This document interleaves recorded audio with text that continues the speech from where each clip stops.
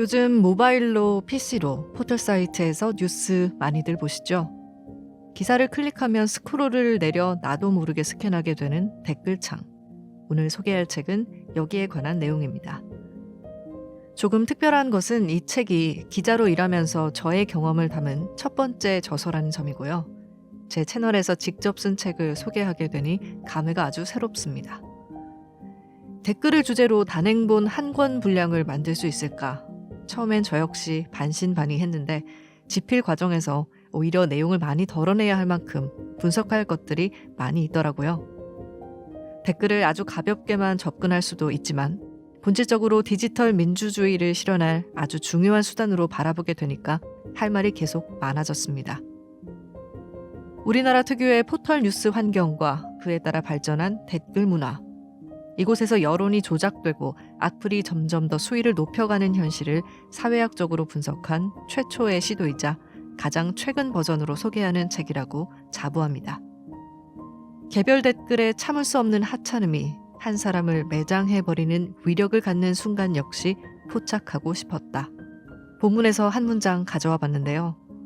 이제는 사이버 테러라고 부를 정도로 진화한 악플의 실체를 다루는 건 물론 한국의 온라인 공론장이 어떻게 성별화되어 있는지까지 나아가기 때문에 가장 종합적으로 지금의 상황을 바라볼 렌즈를 제공하리라고 생각합니다. 인터넷에서 무슨 일이 벌어지고 있는지 이제는 정확히 알아야 할 때라고 힘주어 말하는 우리 모두 댓글 폭력의 공범이다. 발췌 낭독으로 살짝 들려드립니다.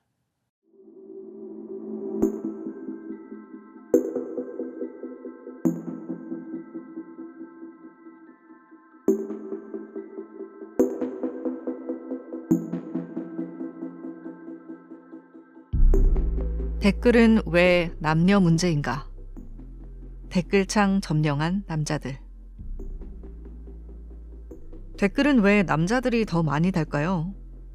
뉴스 댓글에 대한 책을 쓴다고 했더니 한 취재원이 이런 질문을 던졌다. 그러고 보니 정말 그랬다. 네이버 뉴스는 각 기사 하단에 댓글 작성자의 성별과 연령대 통계를 보여주는데 대부분 남성의 댓글 참여도가 여성에 비해 압도적으로 높다. 네이버 데이터랩 통계에 따르면 2022년 기준 지난 3년간 댓글 작성자의 남녀 비율은 평균적으로 75대 25로 집계된다. 남성은 여성보다 댓글을 3배나 더 많이 쓴다.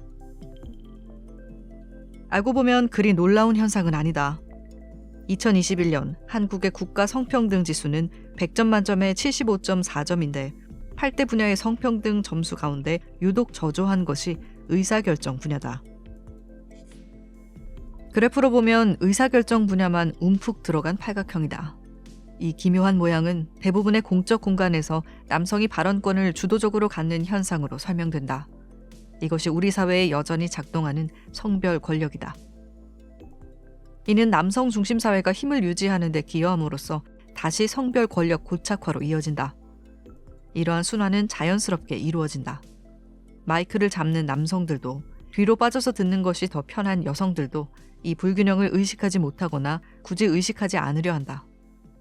모두가 이를 내면화한 사회에서 불균형 상태는 오히려 균형처럼 인식돼 굳어진다. 마이크를 쟁취하고 사수하려는 남성의 투쟁과 여성의 투쟁은 똑같이 받아들여지지 않는다. 사람들은 후자의 더 엄격한 잣대를 들이대고 못마땅한 심기를 드러낸다. 여성들이 적극적으로 마이크를 잡다가 찍히는 것은 생존 전략 차원에서도 현명하지 못하다고 은연중에 입력된다. 이런 암묵적 분위기는 우리 사회에 보이지 않는 비민주성 가운데 한 단면이다. 인터넷의 등장은 기득권 엘리트에 대항할 만한 일반 대중의 영향력을 키웠다는 점에서는 확실히 효과가 있었지만 이보다 뿌리 깊은 성별 권력의 불균형 해소에서는 이렇다 할 진보를 이뤄내지 못했다. 온라인에서 여성의 발언은 참여 빈도와 양, 표현의 자유 측면에서 모두 힘의 균형 또는 전복과는 아직 거리가 있다. 물론 여성연대 차원에서 최후의 보루가 생기긴 했다. 뿔뿔이 흩어져 있던 여성 개인들이 인터넷을 통해서나마 희미하게라도 서로의 존재를 확인하고 필요하면 뭉쳐서 행동하는 경험을 쌓고 있다. 익명성의 힘을 빌려 공익 목적의 폭로를 하거나 연대를 요청하고 정보 교류 및 학습의 장으로 온라인 공간을 활용하기 시작하면서다. 다만 이는 여성들끼리 모인 여초 커뮤니티나 SNS 등을 중심으로 폐쇄적으로 이루어지며 이들이 최소한의 안전감을 느끼고 살아남기 위한 장소로서 대피소의 성격에 가깝다. 아직은 그 이상의 확장성을 보여주지는 못하고 있다. 물론 20대 대통령 선거를 기점으로 결집력을 보여주기 시작한 것은 고무적이다. 특정 커뮤니티나 SNS 단위가 아닌 뉴스 댓글과 같은 개방형 온라인 공론장에서 여성들은 여전히 소외되어 있다. 개방적이고 자유로운 발언은 여자들끼리 모인 폐쇄적 공간에서나 이루어진다. 발언의 자유도와 적극성 면에서 공간별 편차가 매우 크다. 반대로 남성들의 발언은 온라인 공간 어디서든 비교적 균질적이다. 남초 커뮤니티가 아무나 쉽게 볼 수 있는 형태인 것은 그만큼 눈치 보지 않아도 되는 힘을 상징한다. 여성들에게는 발언권을 확보하고 공론장을 차지하는 과정이 이제 입을 떼고 말하기 시작한 초기 단계다. 익명이 보장되더라도 온라인 공론장에서 스스럼 없이 발언하는 분위기는 아직 보편화되지 못했다. 역사적으로 남성들은 사회적 지위를 직접 향상시키기 위해 공격성을 완전히 누그러뜨리기보다는 적절히 활용하는 쪽을 택해왔다. 이는 댓글창에서 여성보다 남성이 존재감을 더 드러내려 하는 이유를 일부 설명해준다. 이에 비해 여성들은 오랫동안 직접 권력을 추구하는 것이 허락되지 않았고 파트너 남성을 통해서만 간접적으로 지위 향상을 노릴 수 있었다. 사회적으로도 호전적이고 진취적인 성향이 억눌러진 채 긴 시간을 보냈다. 여성이 이런 통념을 깨고 굳이 발화 권력을 직접 행사하려 드는 것은 스스로에게도 좋을 것이 없는 전략으로 치부되었다. 그 결과 여성들은 자신의 힘과 존재감을 키워줄 긍정적인 공격성과 성취욕, 발언권 쟁취 의지 등을 조금씩 거세당했다. 말해봤자 들어주지 않을 것이라는 체념과 비관도 쌓여갔다. 뉴스 댓글 같은 새로운 공론장이 생겼음에도 25%밖에 차지하지 못하는 여성의 발언 점유율은 이런 사회에서 자연스러운 귀결인지 모른다. 변화를 일으키기 위한 최소한의 임계 질량이 30%라는데 여성 참여율이 그에 가까워지자 여성들이 실질적 영향력을 갖게 될까 두려운 이들이 필사적으로 마이크 사수에 나선 것은 아닐까? 평생 특권을 누려온 사람은 평등을 억압처럼 느낀다는 말이 있다. 인터넷에는 조직 내 남녀 비율 7대3이 황금비인 것 같다는 얘기가 돌곤 하는데 이 숫자가 임계 질량과 같다는 점은 우연이 아닌 듯하다. 알파고의 위협을 느끼고 전에 없던 몇몇 강한 여성의 등장에 과도하게 호들갑 떠는 사회의 이면에는 여전히 임계 질량에도 도달하지 못한 초라한 여성의 발언 점유율이 있다. 이는 주류 사회가 말하지 않는 불편한 진실이다. 지금 오히려 논의해야 할 것은 21세기에도 공론장 입장을 가로막는 여성들의 전투력 상실이 어디서 비롯되었고 이를 어떻게 개선할 수 있을까 하는 문제다. 남성 편향과 공격적인 댓글 문화로 온라인 공론장의 성비 불균형은 좀처럼 나아지지 않고 있으며 여성의 발언은 동력을 잃을 대로 잃었음에도 정반대의 사실을 진실인 양 호도하는 사회는 결국 왜곡된 진실과 여론의 여파를 감당하기 힘들 수 있다. 최근 한층 더 적극적으로 나타나는 반동 전선 및 여성 박해 전략은 여성들의 사회 경제적 지위 향상과 함께 나타난 페미니즘 리부트 흐름에 대응하는 성격이다. 과거와 달리 여성들의 목소리 내기 등 유의미한 반격이 본격화하자 변화에 대한 위기감이 커졌다.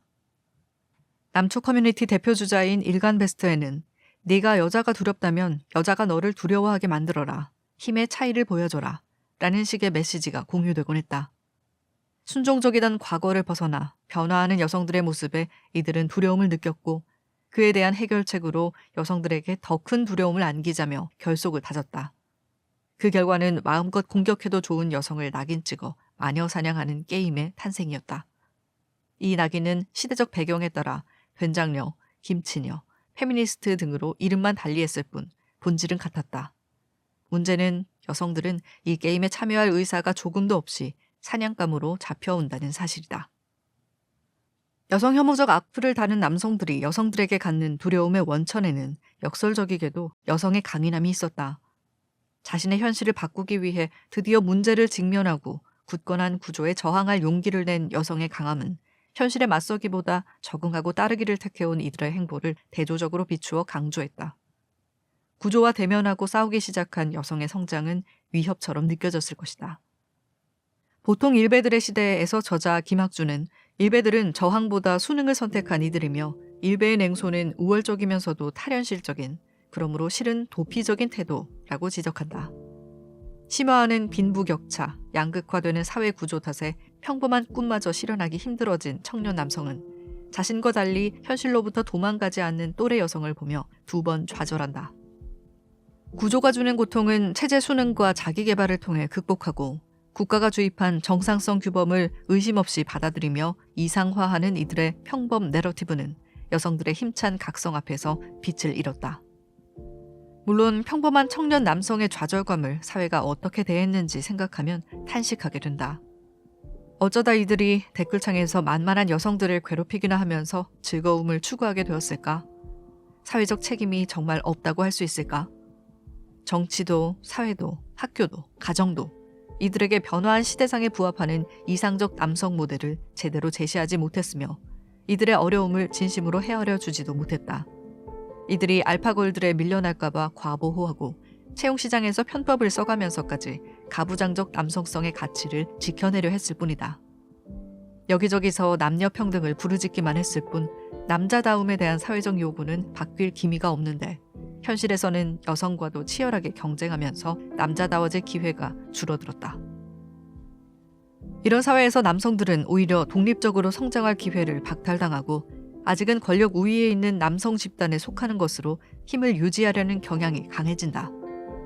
또래 여성들이 뿌리 깊은 성차별 구조를 뚫고 밖으로 나가려고 발버둥 치는 동안 이들은 강한 소속감을 부여해줄 사이버 세상의 원초적 남성 사회로 회귀했다.